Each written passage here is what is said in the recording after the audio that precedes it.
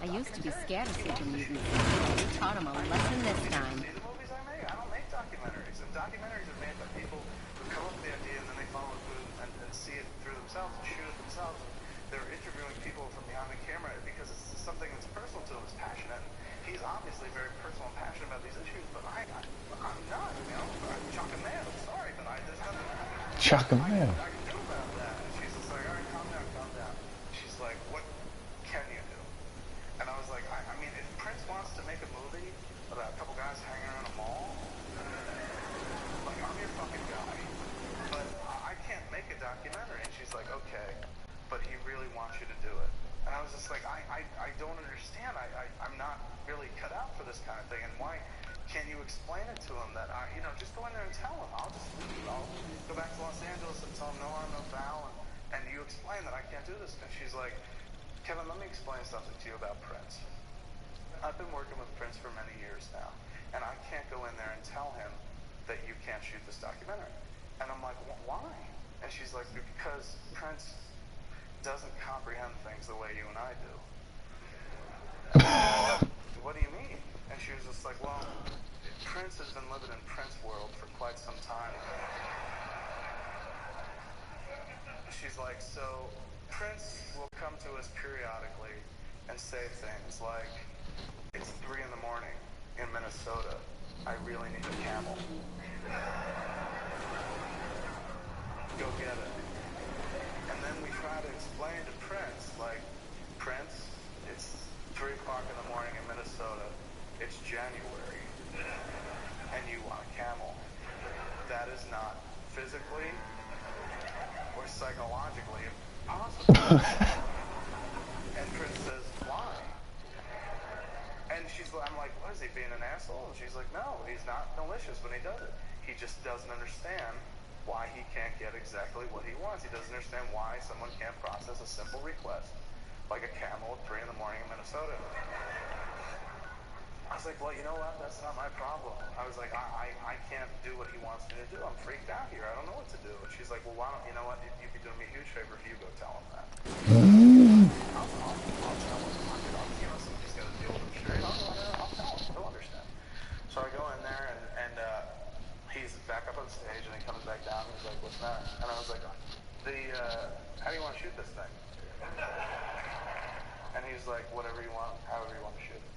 And I was like, all right, look, I don't know if I can shoot this thing. I think if it's kind of a documentary, it should come from you, and I'd be kind of a third wheel, you know? It's like you've got the crew, and you have the idea, and I basically be there to do what? Like, there's really nothing for me. And he's like, well, I need you to be my representation, because I'll be busy all week, so you have to go and communicate my message. Oh my God. And I'm like, look, if you want me to communicate, let's go crazy. Let's get nuts. Like, let's slip on a purple banana until they put it in the truck. I can do that. I've listened to that album a lot. If you want me to go in there and start talking about Jesus, I did that, and I got a lot of death threats out of it. So I'm not too keen to go in there and do it. He's like, you know what, you'll do a great job. You ain't one of them sins. And I'm like, oh my God, making a documentary. I don't fucking know how to make a documentary. So I go in the next day, and we're shooting in the atrium. And everybody sits down and shit. They're listening to these albums in other rooms in Paisley Park. And they bring him into this room called the atrium with the high ceilings, and there's a big cage. The whole time you're sitting there listening to what it sounds like when the fucking doesn't cry. Yes. Because they won't shut up. So people start coming into the room, and I'm standing there with 2 guys with cameras and their Nagra equipment, and people start coming into the room, and I would say about 20% of them, as they walk in, are like, Silent Bob.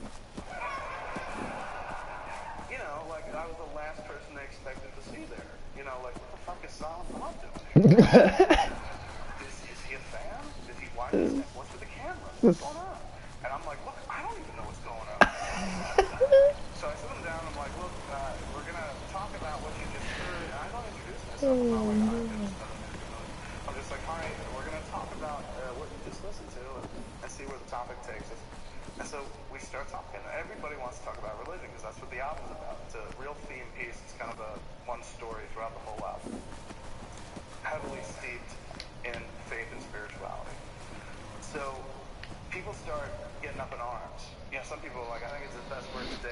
it's like all the promise he showed on Love Sexy, and you know, it's just the next level for Prince. Like, I love all the 3-minute, 4-minute pop hits, but this is where he's going. This is tremendous. And then I've got other people on the side going, look, we all know Prince is Jehovah's Witness. I'm sitting there going, Prince is Jehovah's Witness? When? Now? Because he didn't try to sell me a watchtower once. You gonna sign a Brahmin? Huh. So he's going, and I printed up a bunch of facts from the internet about Jehovah's Witness that I think Prince should read because it's very important stuff, and he should know that he's being built, blah, blah, blah, blah. And I'm like, all right, well, we'll address that. What else does everyone think? And trying to lead the discussion to where Prince wanted to go, but everyone wants to talk about religion and what they've heard of the album. And some people are incensed because it's a very Go literal to translation of the there. Bible, which means that the order of things is God, man, women, children, animal. So there, of course, there are women in the audience who are like, I don't go in for this man-woman shit. You know, like, I don't want to be led by any man, blah, blah, blah. And I'm sitting there trying to keep the fires from really erupting. Somebody comes up behind me and says, whispers in my ear, Prince wants you to stop talking about religion. And I'm like, keep talking. What do you mean Prince wants me to stop talking about religion? That's what they want to talk about. That's really, where is he? They're like, he's not here. And I was like, well, how the hell does Prince know that I'm talking about religion? And she's like, he'd prefer if you stop. He knows. And I'm like, well, how am I supposed to do it? I just jump to another topic and be like, hey, who likes pie? You know, so they just listen to an album about religion. That's what they want to talk about. I mean, I don't know what to tell you. I mean, if he wants it to not be about, if he wants it to be something else, maybe he should get his ass Man, down somebody and there. talk about it. You know what I'm saying? And she's like, all right, I just told you. And so the people are talking. I'm looking around the atrium while they're speaking, and there's a sign in front of the kitchen in the atrium that says the atrium, redone in 19 blah blah blah. And then there's a piece of factoid about the atrium that says, like every room in the building, this room is wired for sound, so Prince can record anywhere he likes. Which essentially means that if Prince is sitting in the shitter and he wants to write Raspberry Beret, he can do it and record it while taking a shit without ever leaving the room. Every room in the place is wired for sound. So I'm reading that going, that's not interesting. Like, one motherfucker heard me. Every room is wired for sound. And I'm like, did he hear me say he should get his ass down here? And he might have, because I'm sitting there talking to the person who's talking. And in the back of the room, I see Prince materialize. Yeah, not out of thin air, but suddenly he's there. And I'm like, holy shit, he's coming to dress me down. He's going to yell at me in front of these people. Like, so I'm like, fuck, I don't want to make him a part of it. And I was like, what do you think, sir?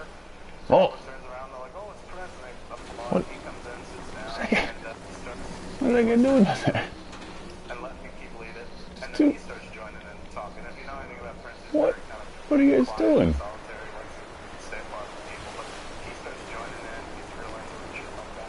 And I start hanging back. And I go to the back of the room and sit down and watch it. And so I'm getting to appreciate... How did you get down here?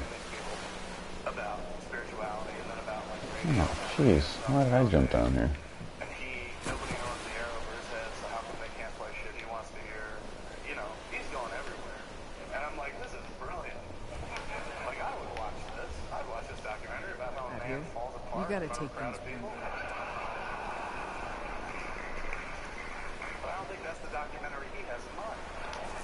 So the next day... Leaving that one. That guy's cool.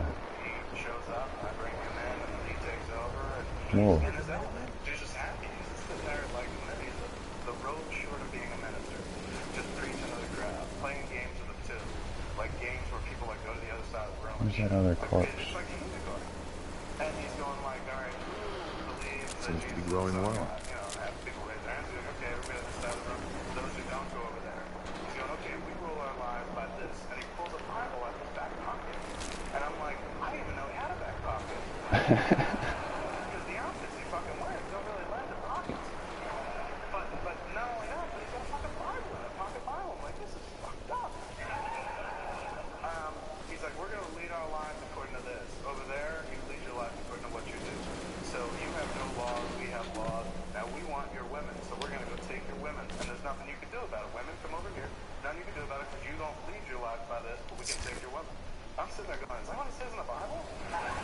He's going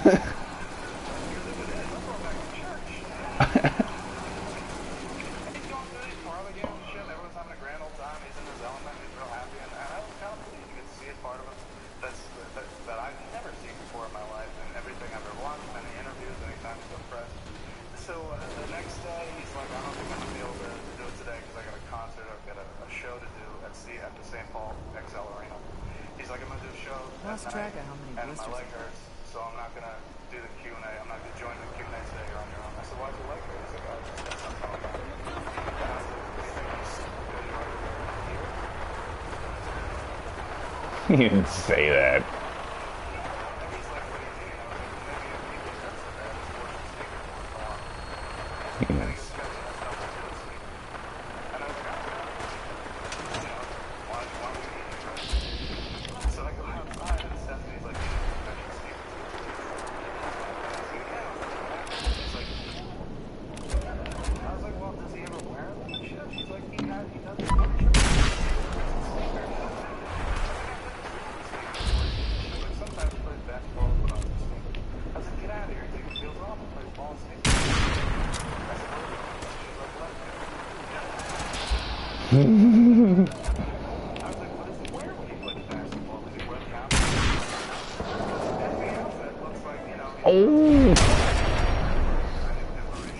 and she's like, no, he doesn't wear that. He wears that now. Get out of here. He's got one of them. He wears one of them. He wears a sweatshirt. And I was like, what do you wear? Does he wear it in his clothes? And she's like, no, he's got them to the side. I was like, well, are they made? Like his outfits are made? Like, are they a designer kind of basketball wear? She's like, no, he gets them from the store. I was like, Prince shops at a fucking store? And she said, no, we just have to go out and get some money. I said, where do you get clothes for Prince? And she's like, Nordstrom's. I was like, Nordstrom sells stuff at Prince's size? She's like, Nordstrom's boys department.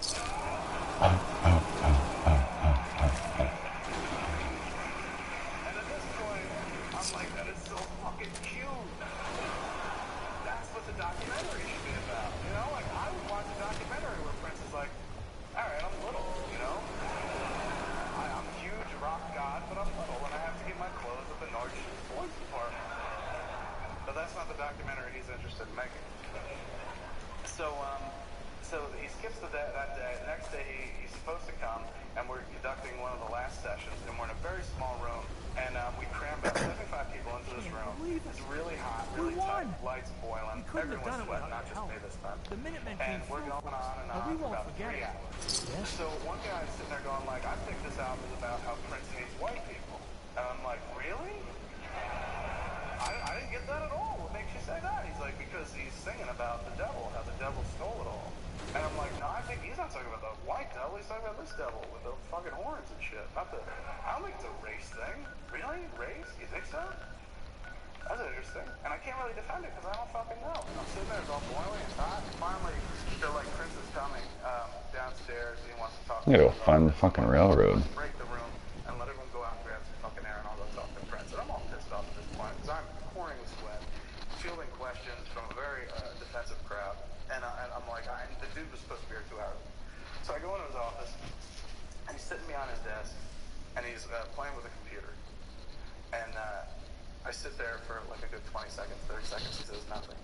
And then he says, these are the pictures from the show last night. And he turns the computer to me and I'm like, that's really great. Hey, we could have used you about 2 hours ago up in a room. Things were getting a little tense. He's like, really? And I was like, yeah, like there's some dude upstairs who was maintaining that you hate white people. He's like, why did he say that? I said, because he said in the album, you talk about how the devil stole the music, and he said you meant the white devil, and I said you meant this devil, and I think that's right. And he's just like, what did he say? That the white people stole the music from the Bible? I essentially, that was his argument. He goes, well, the bra fits. And I'm like, what the fuck does that mean? Is the bra fucking fits and sweating balls for 3 hours, fielding questions, defending your Jehovah's Witnesses, even though I know nothing about it? Is the bra fits? What just happened? Fucking happy, you know?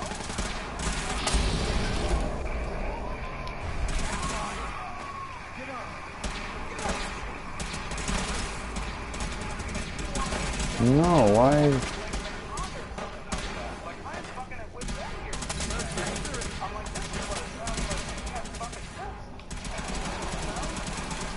No. I don't want to shoot these guys.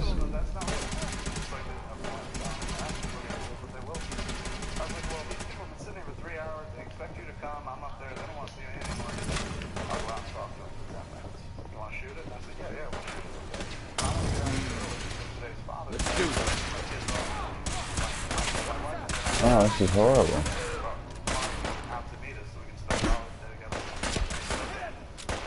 So we get out of the car, we light together for a Why are you hurting me?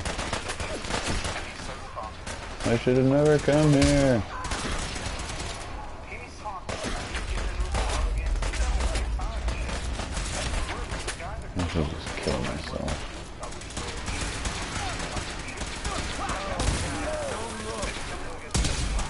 take the guy out.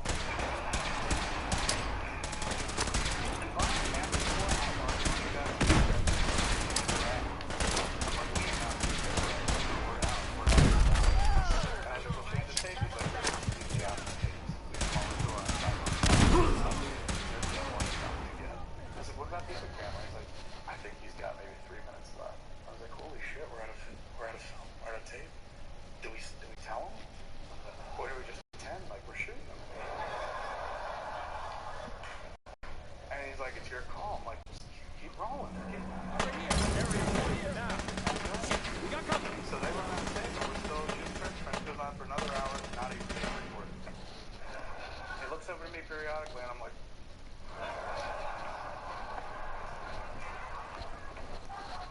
so it ends, and everyone gets up to go, and this is the last session we're recording when he goes over. And he kind of goes out back door and shit so he can avoid autographs and shit. And I collect my stuff, and Stephanie, who was kind of my chaperone all week, wasn't even there anymore. And I said to her before she left, I was like, this is the last day. What are we going to do? Am I cutting this thing? Is somebody else cutting it? She's like, they've been cutting it already. He used some of the footage at his show in St. Paul. And I'm like, really? I mean, I feel so useless. Like, I'm sitting around trying to maintain my composure, and stuff's being already cut. I was like, that's great. So you'll have a cut of the documentary done, like, next week. And she's like, yeah, but I wouldn't count on seeing it, really. I was like, why? She's like, well, frankly, a lot of stuff never sees the light of day. And I was like, what do you mean never sees the light of day? She's like, I'm his producer, right? I produced 50 music videos for him. I'm like, that's awesome. Which one? And she's like, you've never seen them. And I was like, how have I never seen them? She's like, because they're for songs you've never heard. And I was like, well, where are they? She's like, he puts them in the ball. And I was like, for what? And she's like, I don't know. I was like, when you say music videos, it's just him on stage playing? She's like, no, 50 fully produced music videos, costumes, sets, everything. She's gone, money was spent. And I was like, and they've never been seen on MTV or anything? BET, VH1? She's like, no, he just puts them in the ball. And I was like, what? Like, in case the fucking world goes up, we'll have entertainment? She's just like, that's just the way Prince is. And so I'm like, so all this time we're working on it, like nobody may have ever seen it? And she's like, I don't know, can't guarantee. I'm like, good Lord.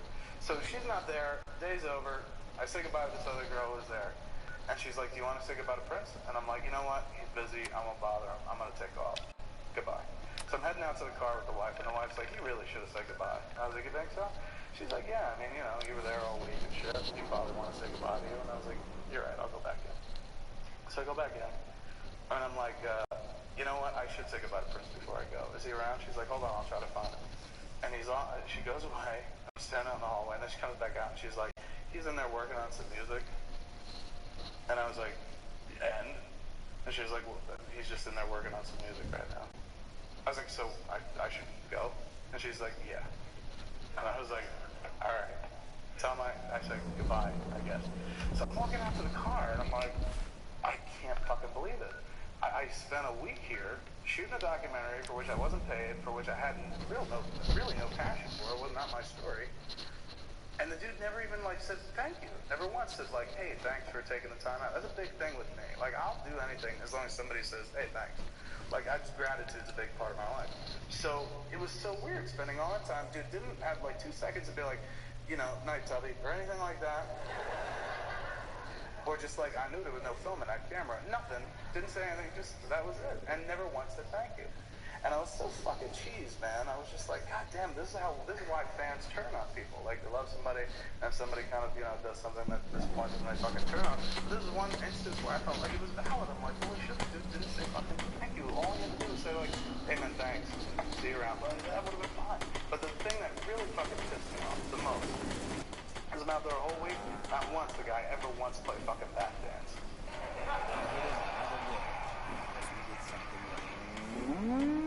Squarespace.com, folks.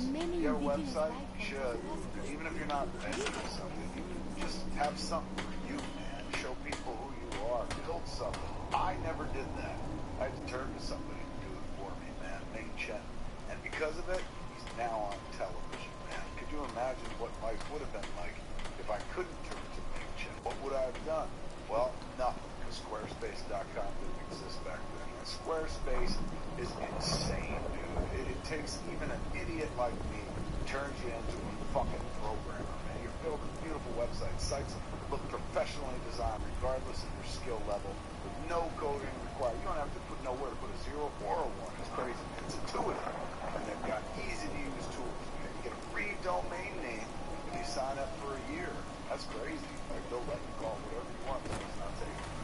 Squarespace can pay for it for the first year, man. It's gonna be crazy. Free domain name. They're gonna charge you for anything. What are you waiting for, man? Build a goddamn website. Impress people. Be your own ninja. It all begins with a single space. That is Squarespace.com. Start your free trial today at Squarespace.com. When you decide to sign up for Squarespace, make sure you use the offer code SMOD, S-M-O-D, to get 10% off your first purchase, man. Aren't they awesome over there at Squarespace? Squarespace.com, man. Squarespace. Build you. Okay, so that was... How the fuck? The old story. Here's the new story. I just recorded a eulogy for Prince with Mark Bernard and recently ran on the episode of Batman on Batman that we do on the YouTube channel. But it's fairly appropriate for this, so I'm putting the audio here. An hour of audio, folks, with me and Mark talking about Prince. And listen to this version of Kev Smith. 15 years later, almost 16 years later, far more wiser. Here, listen to this guy. Okay, so before we dive into the Prince of it all, and we've got so much Prince to do, and for anybody going, Prince, why? Huh? Let me just take you 1 degree of Kevin Bacon to how we can sit here and do an hour on Prince Bat Dance. Yes. Thank you. Yes. Prince is so relevant to this show. That Batman soundtrack, you were alive in 1989. You know what I'm talking about. It was everywhere. And it was the unlikeliest thing because you were like, I don't listen to Prince soundtrack from Batman. These two tastes don't go great together. And it was pitch perfect. Hardy man. Oh my lord. Remember the video? Look at him. He played both. He's a motherfucker who's talking about the dichotomy of Batman and Bruce Wayne and the Joker long before anyone else. 1989. The whole video for Bat Dance right there is him doing Joker and Batman. Am I black? Am I white? Am I straight? Am I gay? Am I Batman or am I the Joker? He liked comic books from what I understand. He also wrote one. Remember he did the DC comic. What was their label? They did like the 7 Chains of Gold or something. Right. 7 Chains of Gold. They did the cover. Yes. And it had, there was a holographic picture on it and stuff. So, yeah. There it is. Prince was, well, that's from, I think, one of the rock and roll comics right there. I don't know if that was from the DC one. The DC one where I don't even think he was the hero of it, but he liked a lot of things. So that's the thing we'll talk about. Like, he was a true artist. We lost a true artist. So it's much more than like, he wrote some great songs. Of course he did. This dude's whole life was dedicated to his passion for art. Not just the music, although that's what he excelled at. But even graphic arts, like the dude was like, I'll get the comics, and then movies, and he won an Oscar. And, you know, it went on and on, man. I mean, I got emotional. I was trying to think about another musician who had that kind of run, especially in movies. What the hell is this? Beatles, okay. I give you a hard day's night, sure. A chemistry station back here. Tons of them were playing Elvis. But Elvis didn't even have control over those movies the way the How long has that been over there? Totally a Prince. I was gonna say, like, you probably think Prince directed Purple Rain, and you would not be like stupid for thinking that because it is so much a Prince movie. Yeah. But it was directed by Albert Magnoli, I think his name is, and it's a wonderful film. What do you think happened? Remember, like, he had that massive movie was huge. Then the next movie he came out with, he directed. Yeah, I'm not sure. Black and white. See, there are weird parallels. It's gonna sound weird. You're like, don't parallel. Don't do it. With Prince. But I can. He made a black and white movie. I made a black and white movie. And the only way in which me and Prince are his was the debut of Kristen Scott Thomas. Yours was the debut of Jason Mewes. Same difference. And a lot of people confuse those two all the time. Prince also, the thing I thought about after he passed was, well, I'm like, my God, this guy, I should have realized even more so while he was here and doubled back and tried to get in touch with him because I did, work with him once for 1 week of my life back in 2001. It's a very strange, wonderful experience. So I told a very long story about it. There's a lot of people who've seen it on the internet, but you think life is long enough that you'll have enough time to circle back with the people that like, oh, I missed that connection, or that didn't work out, or whatever. That, I honestly, and this, I don't think I'm alone when I said this, I honestly thought I would die before Prince would die. Oh, yeah. He was healthy, he was live. And like constantly go to two shows. It never occurred to me, like, and I know he was older than me, and me by like 12 years. I think he was born in 57. So he was born in 1958, I was born in 70. So he only had me by 12 years. But I assumed, like, not just because, like, I don't live healthy, but that tireless energy, man, and his passion for what he did, I thought would keep him alive forever. So I honestly felt like I probably had enough time to circle back and be like, The hell is this safe? Why is this stuff over here? I don't know how well it would have gone because he was pretty religious. As I talked about in that story, still was, right up until the end. And in the story, he was very big on, like, don't curse, dude. Like, when I tell that old story, it was weird. I rewatched it recently. Got it. In a while. And it took me right back to the moment. And that was kind of the thing that he was, like, biggest on at that point. Like, I read an article recently where it said he had a swear jar there. I absolutely did. Yeah. And that was his thing. Like, he certainly wasn't trying to save me, but he kept, like, going, you don't need that language. And I was like, well... Was he the Captain America of the rock and roll universe? I mean, yeah, he's the Captain America. He was the American dream, number one, because he's a musician, kid musician from Minneapolis. Right. Not known to be a hotbed of music activity. That is not where you go if you want to be a rock star. It is now, but at that point it was not. And as a kid, I mean, he wanted to produce himself at age 15. He could play all the instruments and whatnot. And, they were like, you're a kid. 2 pieces of steel from that. That's bull. Which must have been the hardest 4 years in the world for a prodigy. Yeah. Like, people who are that good at something, you never meet people who are as insanely good at their jobs as you do when you meet a prodigy genius like somebody like Prince. Yeah, and they're also not patient. No. Like, 4 years for him must have been like a lifetime in hell waiting. I feel like I should take all my... So this is the man whose music went back to, like, I'm sure he looked at this kid was doing it when he was a child. I could be doing it right now too. But when he broke at age 19, like, he broke huge. I just watched a piece of video of his American Bandstand and talking to Dick Clark giving an interview. And if you cut his hair, he looks the same and he sounds the same as he did in, like, a clip that I watched from last year of him on SNL. He's a high elf, basically, is what he is. He should have lived for 1,000 years, but for whatever reason. I think that's why we're all kind of, like, flabbergasted by, like, the notion that, what? Him? No. Like, it's one thing, like, the Bowie thing was tough to take this year, but you're like, well, he was older, and stuff like that. But Prince, you didn't see coming by any stretch of the imagination. And in my world, I really thought, like, I had enough time to circle back, and what I would have circled back about was, like, the dude's career, whether knowingly or unknowingly, I always tried to emulate. This was a guy who was not afraid to bite the hand that fed. You know what I'm saying? Like, he had his success in the world and stuff, and was not afraid to be like, well, I know it's great. I know I got a lot of money, but I don't have the control that I want over my music, my art. And he had the big to-do with Warner Brothers and stuff. And for a while, calling himself his name and went by the artist formerly known as, like, that's a, like, not just, I remember at the time it was going on, people were like, he's crazy. That was a dude taking a stand, like, for his art in a way that I identify with. Not only that, but, like, this was a dude who constantly said, how do I do this outside of the system? Like, he was a big part of the system. We worked for Warner Brothers, like, you're the Matrix. What? But Not he now. still Suit yourself. wanted to break out of the system. Don't say Do that things like, remember the Crystal Ball album? Like, he sold Excuse me. online. something you He was need? like one of the first online retailers to take his How are you music feeling? online. I'm glad to have the chance to return the favor. After all the help you gave.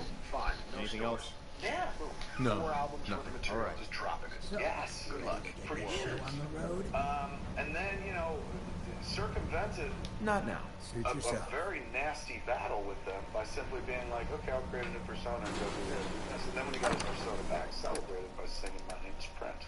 I was Greatest song ever recorded. I was at Entertainment Weekly when he made the shift, when he decided to become the artist and wouldn't write the name Prince. And so we got a disc delivered to us by Prince's people, like an old floppy, an old like 3.5-inch floppy that just had the clay on it, which was the font. Like it was, here's what you put into your typesetting computer so that you can now type the symbol for Prince. And I remember being like, How's a genius, dude? Because the dude was literally like, look, they're going to have to write about me, and they don't want to write the artist formerly known as Prince, so I'm going to put this in a print. yeah, and like, here you go, here's the disc, here's the font, good luck, and we all did it. That was the thing. Like, anybody else would have tried it. Like, fuck you. No, we're going to keep calling you Prince. Your mama named you Prince. We'll call you Prince. But now, we fucking did it. Uploaded it to every computer. There's the Prince claim. Good way of making people want it. Yeah. Because he was so damn creative and so inventive and stuff like that.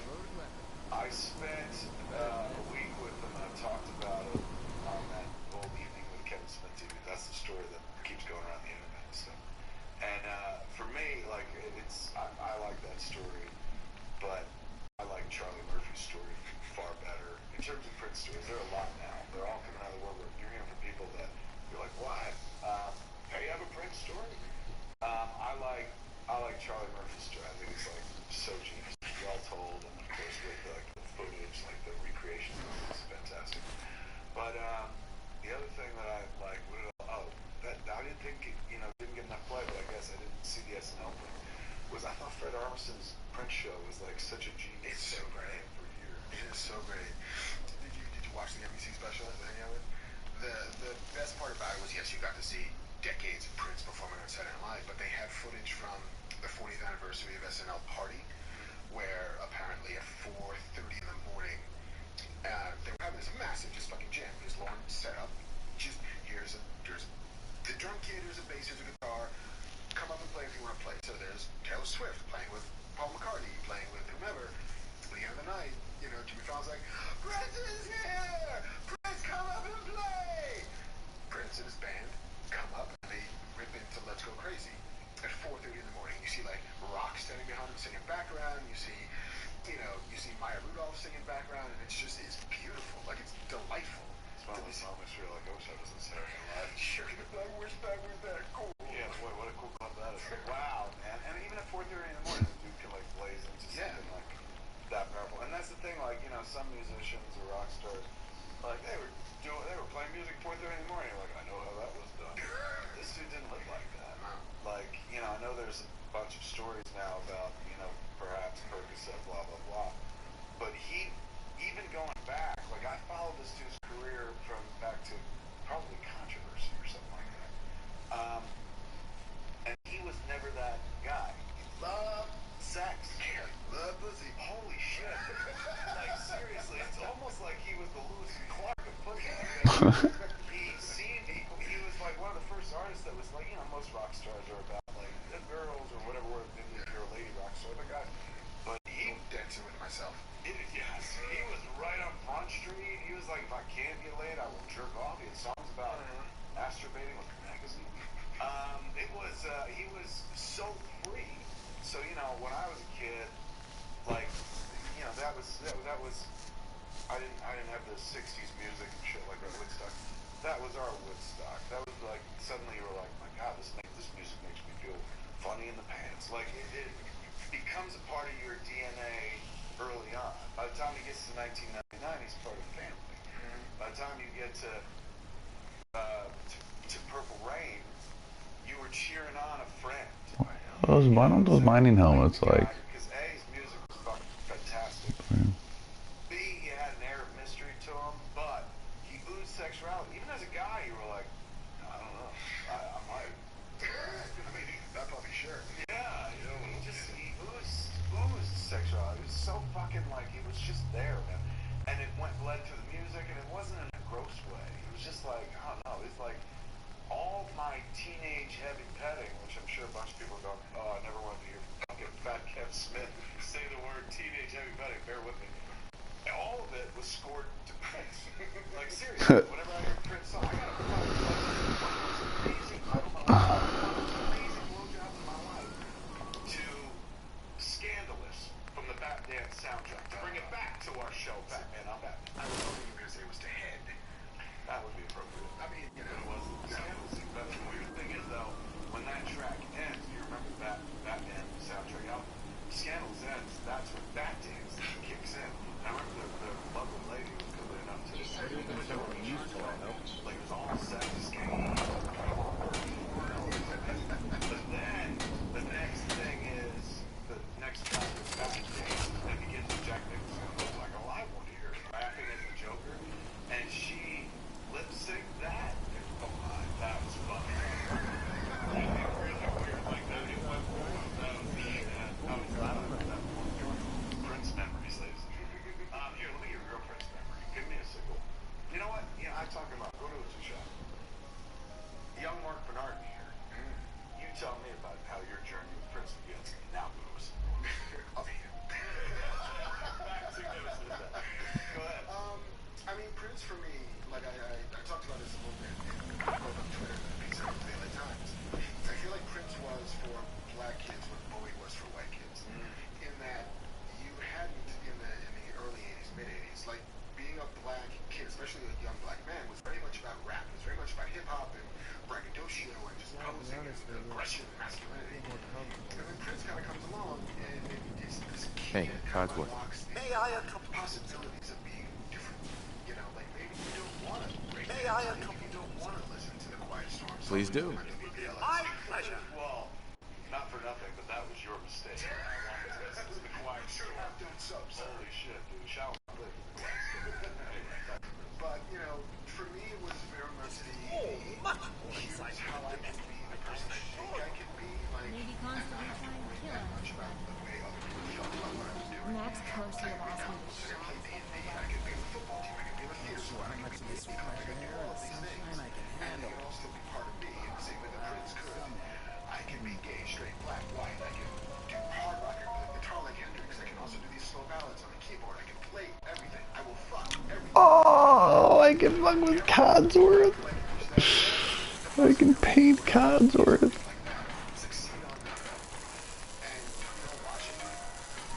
Oh my god. Codsy.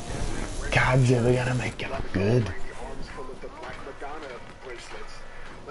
Would be red, Codsworth? Codsworth would be like a light blue. Yes, like Prince was very much the soundtrack of Okay. I fell out a little bit after, you know, That was my fucking. it's a great album. I love that. I love Simple Albums. Probably, I know you're not supposed to say everyone's favorite album. Purple Rain. Purple Rain is absolutely amazing. Purple Rain to me is like his Citizen Kane. Like, just take it out of the running. It's like, it's not fair. Yeah, exactly. It's genius. But one of my favorites, if not my favorite, is the Love Simple album. If I remember my Prince history correctly, that's when he gets his name. Yeah. Up until that point, he's been doing this. Maybe I'm wrong. No, because Kristen Ball came after that. I don't know, man. I gotta look back on it. But it starts with My Name is Prince. It has Sexy Motherfucker, 2 to 9, Get Off, which is a tremendous tune. Cream is a sexy tune. I'm so overwhelmed right now. But it has 7 and... How do I become a robot expert number 2? One of my fucking favorite songs of it. It's the song that goes, you go, this guy was a one-man Beatles, because it's the most Beatles-esque sounding song that's not been recorded by the Beatles. Right. And you realize this guy did it all by himself, because he played every instrument. He was insanely talented. Yeah, that's an album a lot of people don't give props to. And then, like, the thing about Prince is he's so prolific.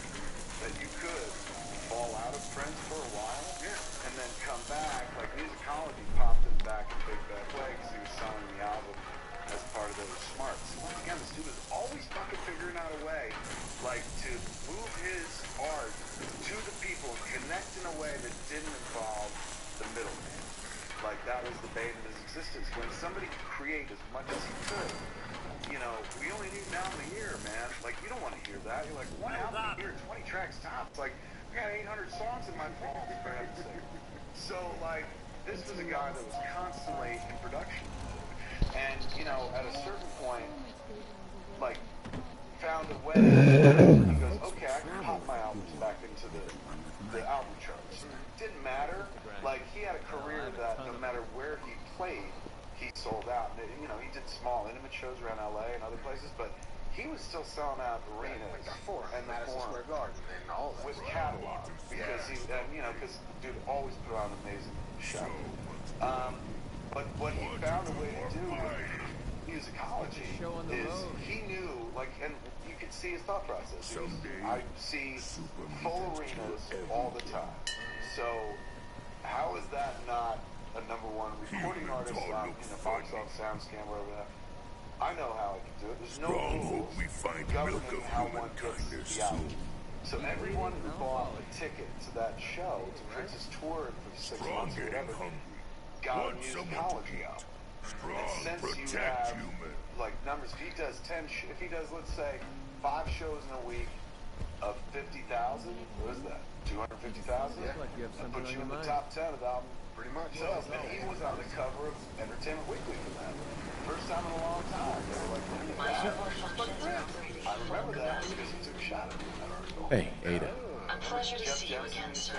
Are you ready to depart? Didn't he do Tomorrowland. Tomorrowland? Still there. He's still Time to hit the road. Excellent. Tell you something. I'll endeavor to do my No best. man who made Tomorrowland had any hand in Tomorrowland should be toiling at anything other than coming up with another Tomorrowland. That's such a good movie. I love that movie so much. We've talked about it on the podcast. I don't know if we talked about it here. We might have. We must have. Yeah. Fucking amazing movie. In any of that, wait a second. Jeff Jensen. So Jeff, I'm pretty sure it was Jeff, calls me up or emails me, and he goes, hey, I just interviewed Chris. It's all right on. This is years after. And he goes, he tells me, he goes, "New Jersey." Two, I think when that DVD came out, where I told the story about working with Prince for that week. So Jersey Girl came out in 2004, I want to say. So this was around then. So easily 2 years have passed since the DVD came out, and 3 years since I had worked with him for that 1 week. Jeff said I was interviewing him about his new album. It's unrelated. I said, My apologies.